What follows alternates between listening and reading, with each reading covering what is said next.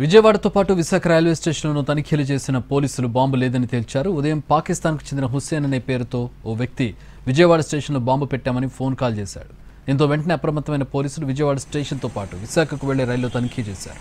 అన్ని బోగీల్లో సోదాలు చేశారు. చివరికి బాంబు లేదని నిర్ధారించడంతో అంతా ఊపిరి పీల్చుకున్నారు.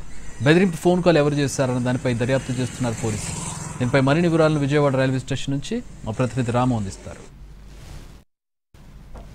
మనం ప్రస్తుతం విజయవాడ రైల్వే స్టేషన్ లో ఉన్నాము. విజయవాడ రైల్వే స్టేషన్ లో బాంబు ఉంది అంటూ కాల్ వచ్చినటువంటి పరిస్థితి అయితే ఉంది.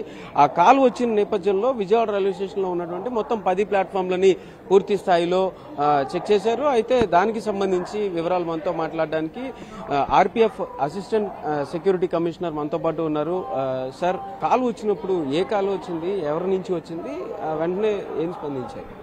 కాలు అతను ఏం చెప్పడం జరిగిందంటే, పాకిస్తాన్లోని లాహోర్ నుంచి నేను కాల్ చేస్తున్నాను, నా పేరు హుస్సేను, విజయవాడలో స్టేషన్లో, అంటే విజయవాడ స్టేషన్ అని చెప్పలేదు, స్టేషన్లో బాంబు పెట్టాను అని చెప్పి మన పోలీస్ కంట్రోల్ రూమ్కి కాల్ రావడం జరిగింది.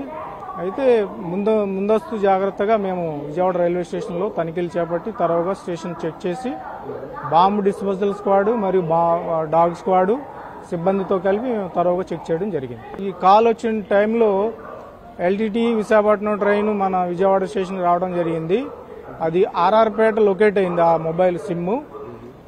ఎందుకని మంచిదని ఆ ట్రైన్లో కూడా మేము తనిఖీలు చేపట్టి దువ్వాడలో ఆ ట్రైన్ చెక్ చేయడం జరిగింది. ఇప్పుడు ట్రైను విజయవాడకి చేరుతూ ఉంది. విజయవాడ జీఆర్పీ, లోకల్ పోలీస్, ఆర్పీఎఫ్కి ఇన్ఫర్మేషన్ ఇవ్వడం జరిగింది. అక్కడ కూడా తనిఖీలు చేపట్టడం జరుగుతుంది. సో అంటే ట్రైన్ ని పూర్తి స్థాయిలో వెరిఫై చేయడం జరుగుతుంది అంటారా? దానికి సంబంధించి దాని తర్వాత పూర్తిగా చెక్ చేయడం జరుగుతుంది.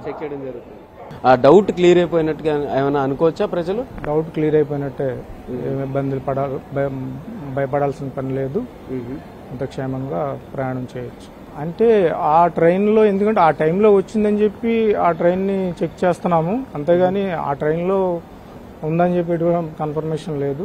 అంటే ముందస్తు జాగ్రత్తగా ఆ ట్రైన్లో కూడా చెక్ చేయడం